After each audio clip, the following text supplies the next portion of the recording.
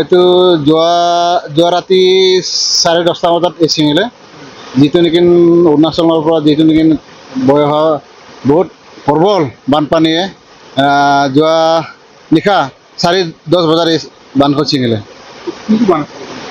এইখন আমাৰ যিটো মালবুং মিচিং গাঁৱত যোৱা যিটো নেকি এটা ৰাস্তা বনাইছিলে, এই ৰাস্তাখন টোটেলি প্ৰটেকশ্যনতে আছিলে, কিন্তু পানী বহুত বিপদ সীমাৰ ওপৰেদি আহি মানে ভয়ংকৰ বানপানী বুলি ক'ব লাগিব এইখন তাৰপিছত এইটো ছিঙিলে বুলি আমি ৰাতিয়ে গম পালোঁ।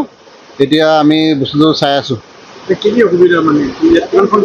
এতিয়া এইখন গাঁও আমাৰ মালবুং মিচিংখন যাবই, লগতে আমাৰ ইয়াৰ পৰা নাহৰ, লোহিজান, বাহিৰচিলে প্ৰায় 500-700মান গাঁও হ'ব মুঠতে। পানী প্ৰথমতে আমাৰ ইয়াত 1 নম্বৰৰ আমাৰ খেতিপথাৰ, আৰু খেতিপথাৰৰ বাহিৰে আমাৰ যিটো নেকি ইয়াত গৰু, ম'হ, গাহৰি, ছাগলী বহুতখিনি মানে ইয়াত অনিষ্ট হৈছে। আমি ইতিমধ্যে গাহৰি মৰা বা যিকোনো কুকুৰা মৰা আমি দেখিবলৈ পাইছোঁ মানে নিজ চকুৰে।